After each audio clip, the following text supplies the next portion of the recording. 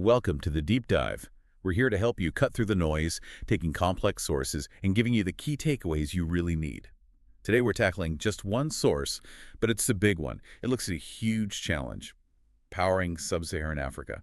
The paper is quite formally titled, "A Cost-Optimal Resolution for Sub-Saharan Africa Powered by 100% of Renewables in 2030. Yeah, and it's important to frame this one correctly right from the start. This is actually an older paper. It was published back in 2018. Or 2018. And it's not trying to be a crystal ball prediction. The researchers specifically call it an overnight study design. Okay, what does overnight study mean in this context? It essentially means they designed the ideal least cost system for the year 2030, assuming you could build it all, well, almost overnight. It's about figuring out if a 100% renewable system is technically feasible and cost effective in principle for that target year. Think of it as a blueprint.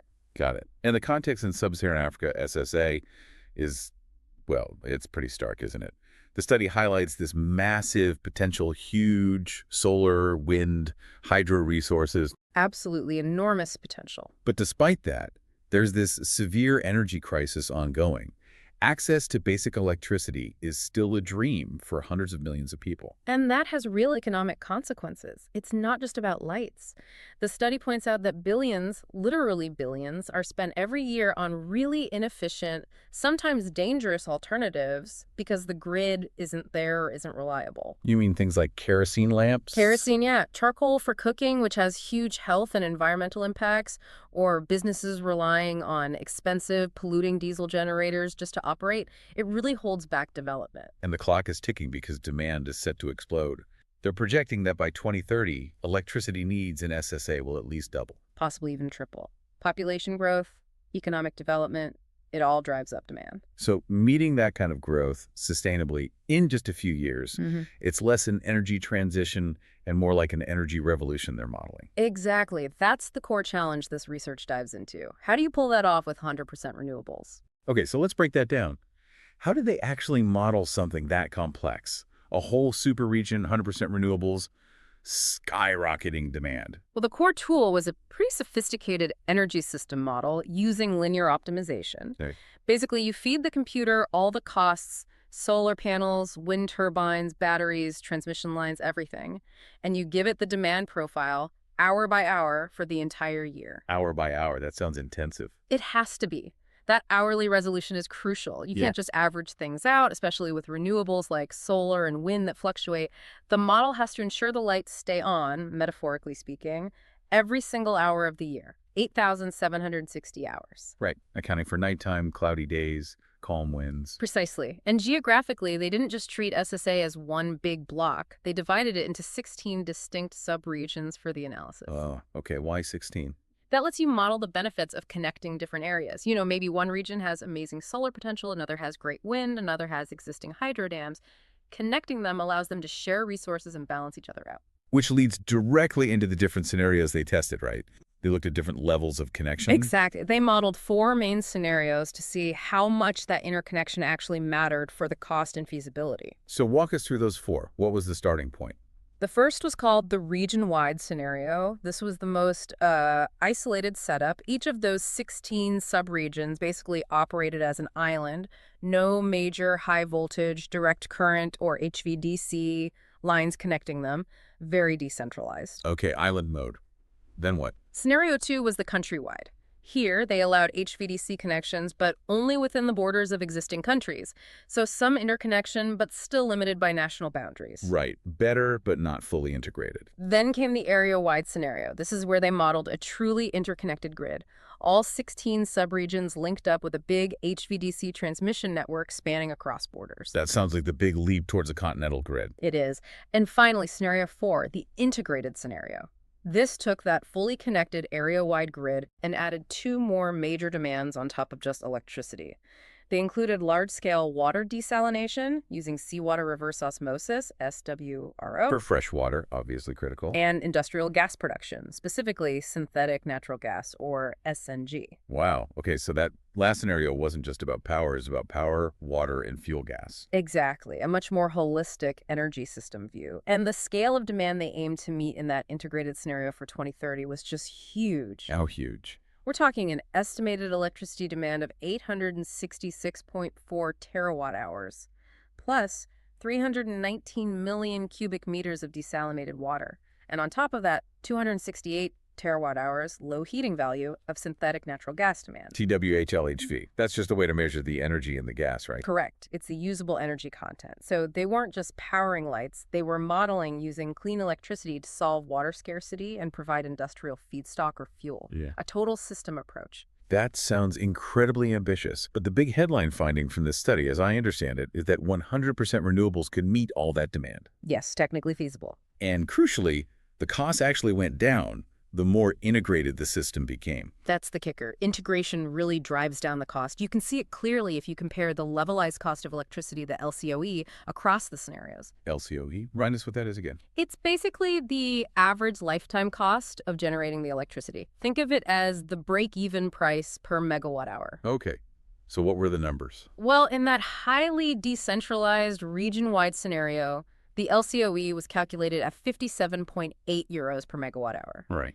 Just by connecting the regions in the area-wide scenario, allowing them to share power via HVDC, that LCOE dropped to 54.7 euros per megavoltation. So about a 5.4% drop just from building the power lines between regions. Exactly. Pure savings from cooperation and resource sharing. But the really dramatic drop came with that final integrated scenario, the one with water and gas production added in. That's where it gets really interesting, yeah. The LCOE plummeted down to 47 euros per MWH. Wow, 47 euros. That's Right. significantly cheaper. But why? How does adding more demand for desalination and gas make the electricity cheaper? It feels backwards. It's all about flexibility. That's the magic of sector coupling, linking the power sector with other energy-consuming sectors. It's extra coupling, right? Think about it. Solar and wind power are variable.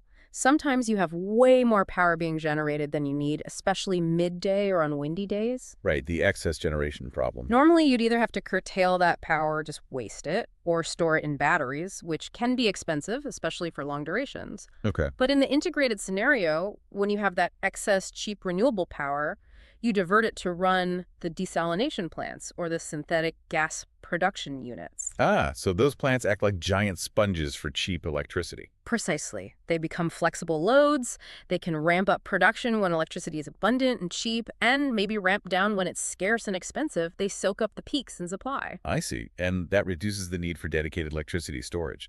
Massively. Comparing the area-wide grid to the fully integrated one, this sector coupling resulted in a 14.2% reduction in the LCOE, like we said. But maybe even more impressively, it led to a huge 48.3% reduction in the levelized cost of storage, the LCOS. Almost half the storage costs gone. Yeah, because the desalination and gas plants are effectively acting as virtual storage. You're storing the energy value in the form of fresh water and synthetic gas, which are valuable products themselves, instead of just storing electrons in a battery. That's clever. It avoids building quite so many giant, expensive battery farms. It's a key mechanism for making a high renewable system affordable. You turn a potential problem excess generation into a solution for other resource needs. And did they calculate the cost of those other products, the water and gas? They did. In that optimal integrated scenario, the levelized cost of the synthetic gas came out at about 113.7 euros per MWH LHV, and the levelized cost of water was very competitive at 1.39 euros per cubic meter. So the whole package looks affordable. Okay, so integration and sector coupling make it cheaper. But what technologies actually make up this 100% RE system in their model? What's doing the heavy lifting? Unsurprisingly, given SSA's resources, solar PV is the dominant technology. It has the largest share of generation in all scenarios. Makes sense. In that final integrated scenario, the total installed solar PV capacity was modeled at a whopping 301.9 gigawatts. That accounted for nearly half, about 47.8% of the total electricity generated. Okay, almost half solar. What else? Wind power is the other major player. It accounted for about 36.3% of the generation in the integrated setup. So between solar and wind, you've got the vast majority of the power. But solar and wind are variable. We talked about flexibility. Mm-hmm. How did the system handle that beyond the sector coupling? Well, another really interesting finding was the role of existing hydropower dams. The study found these dams could be operated differently, used more like virtual batteries. Instead of running them constantly for baseload power, you'd manage the water release much more dynamically. Hold water back when solar and wind are abundant, then release it to generate power when the sun goes down or the wind drops. So using the reservoirs themselves as energy storage. Exactly. It leverages existing infrastructure to provide that crucial medium to long-term storage, reducing the need for quite so much new battery or other storage capacity. And transmission must be huge in this, Yeah. especially connecting those 16 regions. Did the model show where the power was flowing? Absolutely. The HVDC transmission network is critical. The model clearly showed the west-north subregion, which is largely the Sahara Desert area, becoming the powerhouse, the major net exporter of electricity. The Sahara powering potentially large parts of the continent. Yes, leveraging its incredible solar and wind resources. The model showed, for instance, west-north exporting around 36 terawatt-hours of electricity annually to major demand centers like South Nigeria, which was a major net importer. Wow, that implies massive power flows across borders. It does, and those HVDC lines were shown to be heavily utilized, running at capacity factors between 45% and even 90% at times.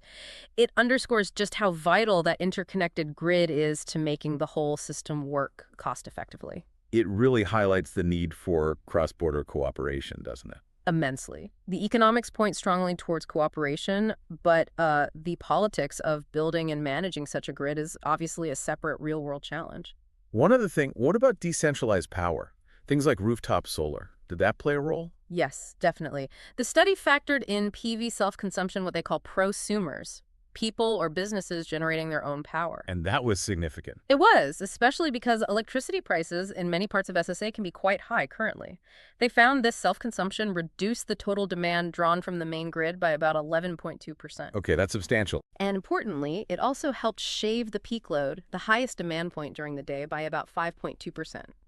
Reducing peak load is really valuable because meeting those peaks is often the most expensive part of running a grid.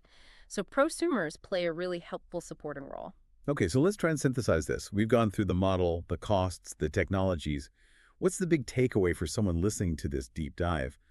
The core message from this paper: a cost-optimal resolution for Sub-Saharan Africa powered by 100% of renewables in 2030. Seems to be that, at least based on this 2018 analysis, a 100% renewable energy system for SSA is not just a pipe dream.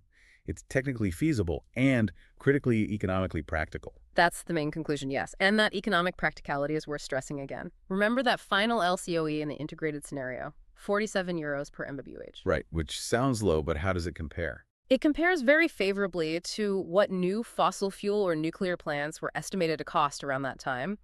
The study contrasted it with estimates like 112 euros per MWH for new nuclear power, or maybe 126 euros per MWH for new coal plants with carbon capture and storage, CCS. So literally half the price, roughly. Roughly, yeah. Building this optimized 100% clean system was projected to be significantly cheaper than sticking with or building new conventional large-scale power plants. And beyond the cost, it obviously unlocks huge potential for sustainable development, right? Like moving away from burning wood and charcoal. Absolutely. Reducing the reliance on traditional biomass for cooking and heating has massive co-benefits for health, for preventing deforestation, for local air quality. It's transformative potential. So this deep dive really underscores that grid integration across borders, embracing sector coupling using electricity for water and gas. Those are the keys to unlocking that low-cost, 100% renewable future modeled here. They are the crucial levers identified in this research, yes. And maybe the final thought to leave listeners with, something provocative perhaps, is this: given that the study found this 100% RD system for 2030 could be so cost competitive, around 47 euros per MWH, it suggests the biggest hurdle isn't really the technology itself or even the fundamental economics, because the numbers look good. The biggest barrier is likely policy and political will, meaning the need for policymakers across the region to actually commit to this path, to restrict new investments in the old conventional power sources, and actively facilitate the build-out of the renewable generation, the HVDC grid, and the sector coupling infrastructure that this study shows is optimal. That coordinated policy action, that's probably the toughest part of making this 2030 vision a reality.